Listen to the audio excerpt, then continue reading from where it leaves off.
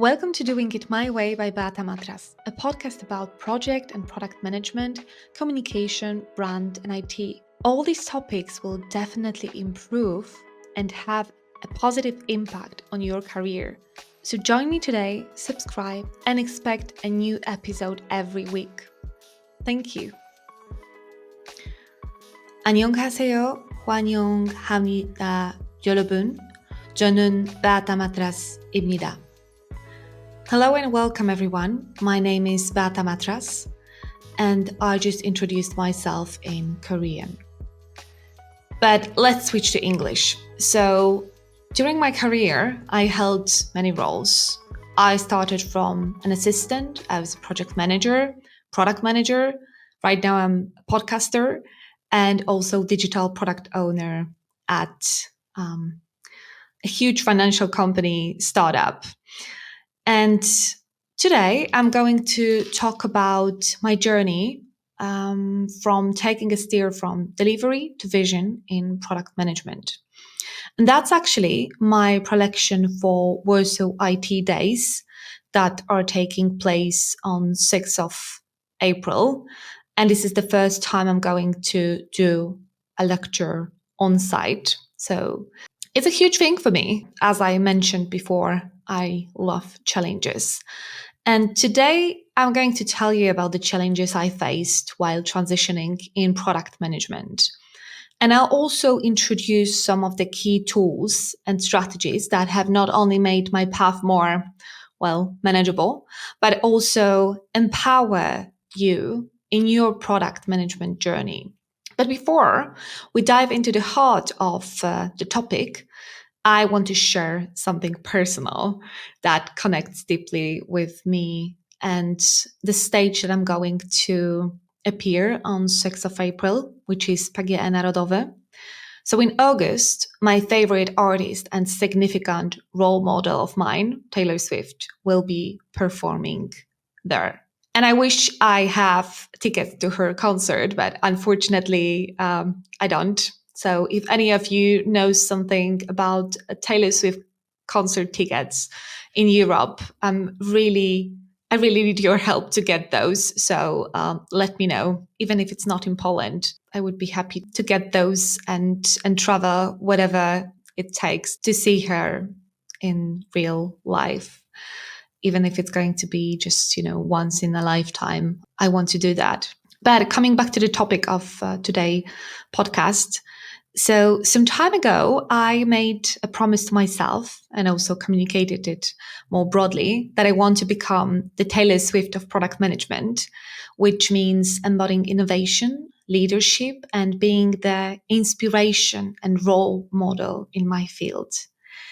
And being here today, talking about that and having almost like standing on the stage feels like a step closer to fulfilling that aspiration. And you might be wondering, why am I bringing Taylor Swift in a topic of IT and product management? Well, there is a method to this madness, and I promise that it will all make sense as I will continue. I will start from a question. Do you actually differentiate the role of project and product manager?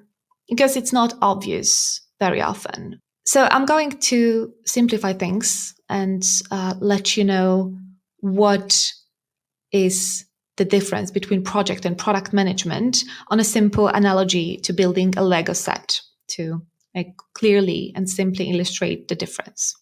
So the product manager is a person who defines what kind of team of Lego set we're going to build. Will it be a spaceship, a castle, or a city? And the product manager is the person who determines what we are going to build, who is it for, and what makes it to stand out. On the other side, more delivery-focused role, so project manager, is a person who orchestrates the assembly of the Lego set. The project managers plan how we're going to put the Lego set together. They very often decide who will build which part, how long it should take, and what steps we need to follow to build the set. And project manager also ensures that every piece fits perfectly. So takes care about the quality, ensuring that the project crosses the finish line successfully and on schedule, so within time, scope, and budget. And in my career, I've been in both roles. I started as a project manager and transitioned to a product manager role for like over 2 years ago. And here's a twist. Always, there must be a twist. Reflecting on my dual roles led me to a pivotal aha moment. Why I've held the title of product manager, looking back, I realized how much of my role was more of a delivery focused role. And that happens very often in huge companies where the lines are often blurred. And realizing that can be tough, but it's a crucial lesson in understanding the essence of our responsibilities, our impact, and the true nature of our work. So now I'm going to dive into the lessons and tools that kind of made my transition smoother, but also can help you in navigating your own path more effectively. So the first lesson is inspection and transparency are core product management practices. Facing our failures and admitting to our imperfections is challenging. And in Agile framework, or in Agile mindset, we address this through principles like inspection and transparency. In real life, we can call it as self-awareness. And I have to admit it's not most enjoyable process to gain self-awareness. But for me, it started when I was offered the role of product manager or product owner for a new team. And it was like starting from scratch. It required me to work closely with external agencies and development teams. And it was when I discovered a different approach that resonated with me, the one where I could truly see how to shape solutions and make an impactful contribution despite of not having traditional control or authority. And in that moment, we are faced with a decision to either be defined by our limitations or to recognize them and actively seek growth. And now I choose action, and you can too. Because in product management, self awareness is the key. And how to enhance it?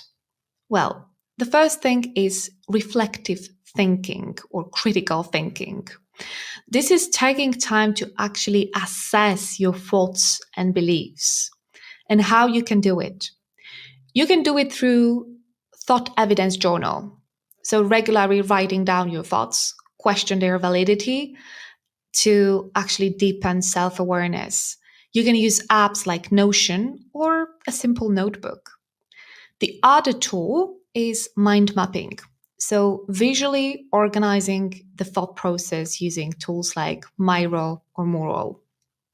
And the last tool in reflective thinking or critical thinking is SWOT analysis. So evaluate your strengths, weaknesses, opportunities, and threats within the tools like Excel or Canva, or again, use a simple notebook. Whatever you choose, it's okay as long as you will do it. The other way to enhance self awareness is through mentorship because it connects you with experienced guides in product management, for example, or in project management, or in any area you want to excel. And you can seek mentors who offer wisdom, product, and practical guidance to navigate the challenges internally, externally, through various mentoring programs. You can find mentors everywhere. You can find them on LinkedIn. You can find them in your workplace. You can find them, well, during holidays. You just need to be open for looking for a mentor and you need to be open to actually accept help from other people. And the third way to enhance the self-awareness and also growth mindset is actually embodying the growth mindset. I mean, learning to drive innovation and effective leadership. And you can learn from it from exploring podcasts, books, and courses, or through the feedback. So regularly ask for feedback to identify improvement areas. And there is also another thing you can try, which is coaching. So you can participate in sessions to cultivate a growth mindset, as we call it, or just, reframing your thoughts, learning to view challenges as opportunities, and so on. So to sum up, applying all these strategies that I talked through can foster the culture of innovation, resilience, prepare product managers to lead, to actually lead with confidence and creativity. And now let's move to the lesson 2. So lesson 2 is there is no room for people pleasing in product management. And it might seem beneficially initially because it fosters agreeable relationships with stakeholders, but it carries substantial risks, like, for example, your product becoming a Frankenstein that tries to be everything to everyone. You actually fail to meet actual market or user needs due to scattered focus. You can lead, people pleasing can lead to the accumulation of technical debt as quick fixes overshadow sustainable development. And the last but not least, it can make your team to lose morale and direction as the team members feel their efforts have no purpose or coherence. So, how to overcome it? So, overcoming people pleasing syndrome starts from first establishing a clear mission and vision, then leveraging user knowledge, and the last thing, the third thing, is a data driven approach. So, let's focus right now on the mission and vision creation. And it starts with 2 simple questions. It doesn't have to be perfect from the start. But the first question, so the mission, your why, is what's your product's purpose? What's your company's purpose? What's your purpose? And the second question, so the vision, so the what is the positive change we want to bring? And my personal journey from project focused mindset to a product person definitely proved the importance of having this solid foundation. Because initially I started my content creation without a clear mission and vision. And that led me to burnout and discontinuation after, 13 episodes. However, this time I approached it differently, defining my why and what from the beginning. And now I have my podcast and my kind of, content creation career or whatever we call that, or side hustle. I have my mission and vision. And my mission is to demystify project and product management, making it approachable, authentic, and simple, and empower individuals to trust in their abilities. And the vision is actually to create a community that offers support, shares the key tools for success, and inspires confidence in a very convoluted professional world. And here I am. And this was the example of my mission and vision. And it's not perfect and it will change, but it helps me to actually continue my journey, even if it's challenging and exhausting. So now let's move how to tackle the people pleasing with user and data usage. Well, regardless of the tool you choose, you should adhere to the guiding principles, which is first, understanding the user, name them, talk to them, get to know them better.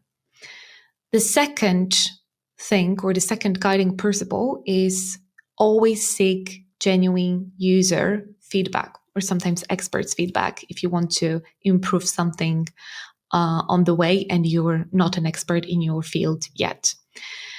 And what's more important, incorporate that feedback into your development cycle. And the third guiding principle is to continuously iterate on your product based on evolving user insights and market dynamics. So use the data, read it.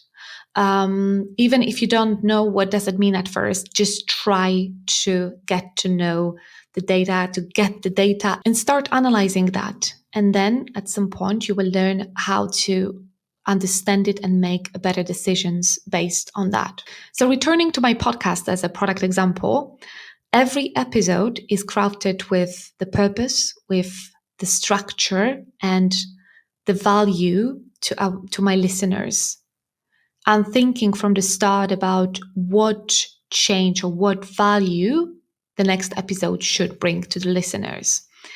And thanks to the feedback and exercises I did so far, I've managed to not only create a content that is like slowly going broader, but also support causes I care about and change and evolve the experiences for others and for myself. And yes, I'm checking the data regularly. And that's why I was able to create like a one pager that gathers all of the most crucial information for my listeners and guests in one place. And I'm sharing it regularly with the guests, and I'm going to share it regularly with the listeners as soon as I will create the website, which takes a little bit more time than I expected. Moving to the conclusion, transitioning from a delivery focused people-pleasing mindset to a product mindset is not just about changing the titles. It's about evolving how we perceive and interact with our work, with our users, and what's most important, with ourselves. Because getting rid of people-pleasing is actually bringing a lot of respect to yourself. And now let's move to the lesson 3, which is being assertive does not always mean saying no. They say that embracing the ability to say no is crucial in product management. And I cannot fully disagree, but it's not just about rejecting ideas or requests. Learning to say no is an art. And like all art, it requires practice and technique. So here are the 3 strategies that will help you to refine the skill. The first one is prioritization models. Begins simple with choosing a model of prioritization that resonates with you, whether it's simple Moscow or RICE scoring system or weighted scorecard approach. Just choose one thing. These models can guide you in making decisions that align with your product's needs and goals. The second thing that helps you to refine the skill of saying no is empathy and authenticity in communication. So, saying no doesn't mean that you have to be blunt or dismissive. Approach each interaction with empathy. Understand where the other person is coming from and explain your reasoning in a way that they can appreciate. It's about finding the balance between being direct and being considerate of others' perspectives. And being authentic doesn't mean your responses have to be the same every time. Situations change, and so do priorities. And the last thing, the last way to learn how to say no is flexibility. It's good to remember that every yes to one task means a no to another one. And that's okay. It's all about making choices that best serve your product and your team at any given moment, and that stick to your goals. But we need to have goals defined before. So let's take a look how setting clear OKRs, objectives, and key results can guide us in making those decisions. And now I'm coming back to the Taylor Swift metaphor. So my personal professional objective is to become a Taylor Swift of product management. And this means for me excelling in product management field with a strong personal brand, both online and on site. Um, and just like Taylor Swift stand out in music, I want to be a role model in product management. And key results help me to measure my progress towards the objective. I think I've shared my key results somewhere. If not, maybe there will be a space to actually share it. And you can see how well I'm moving through that, personal and professional challenge. But there is more than key results and the objectives. There are also like health metrics that are essential. Because, for example, I don't want to pursue personal growth at the expense of my personal well being, my mental and physical well being, or relationships, my family. Incorporating OKRs and health metrics like this into our work or into like personal life just helps us focus on what truly matters. It empowers us to say no to distractions, so tasks that simply don't align with our objectives or values. And it ensures that every effort contributes to the goals, to the dream we want to fulfill.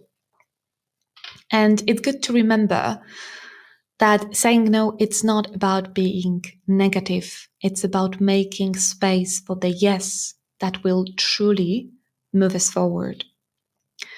And the last lesson, lesson 4, is influence without authority needs relationship building.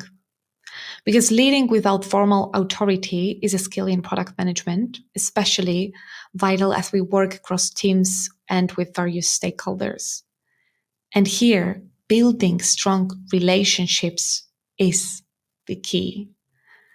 It starts with curiosity and gradual mutual opening up that comes up with trust and respect. It's about being approachable, asking questions, and genuinely getting to know those you work with. It's not bluntly asking, questions or copying somehow, like how someone is like sitting or, the, copying the body language. It's being interested in other person. And remember, opening up doesn't mean sharing your whole self from the start. Actually, relationship building needs time and attention. It's time consuming, it's risky because you never know if this will actually pay off or this relationship will work out. But it's rewarding at the same time. So let the interactions you have at work and in your personal life to unfold naturally within your and the other person comfort zone, and observe the connections you can build over time. And don't remember to reach out to people from time to time that you've met in the past and ask how they are feeling, what's going on in their life. And the last part of building strong relationships is trust. And by trust, I mean you do what you promise to do, or you communicate the reasons why you can't do something. Maybe you overcommitted. Maybe there's something personal that came up and you couldn't predict, but communicate it. Communicate transparently. And as I wrap up, I want to reiterate that delivery aspects of project and product management are undeniably important. Yet what truly elevates our work is finding the right balance or blend, whatever you call that. But just find the balance or blend between the roles and your place in those. It's about integrating the delivery aspect of project management with the visionary and user-focused approach of product management. And it's like the harmonious balance of yin and yang on the Korean flag, or the symbolic painting of the sun and moon in the Korean Ilvorobongdo. So, in our journey from delivery to vision, from executing tasks to leading with strategy, vision, and mission, we're not choosing one over the other. We're looking for a holistic approach that embraces the best of both worlds. And we are all like bridges, strong and connecting everything together. So let's be the bridge that connects, not divides, and closes the way forward. And thank you for listening to me today. It was a very quick and short podcast, but I hope you feel ready to develop and grow in project or in product management, facing its challenges and rewards with confidence and ease. 감사합니다. So thank you in Korean. And if you want to contact or collaborate with me, please don't hesitate to reach out either via Instagram, LinkedIn, or my professional space. It's always a link to me in the description of the episode. So I'm waiting for your message. 감사합니다. Thanks for joining me on another episode of Doing It My Way by Beata Matras. If you enjoyed this episode, please do not forget to subscribe. Remember, this podcast is a dynamic journey and your feedback is very welcomed. Connect with me on social media. I would like to hear your thoughts, questions, and topic suggestions. And stay tuned for upcoming episodes. And until next time, keep doing it your way.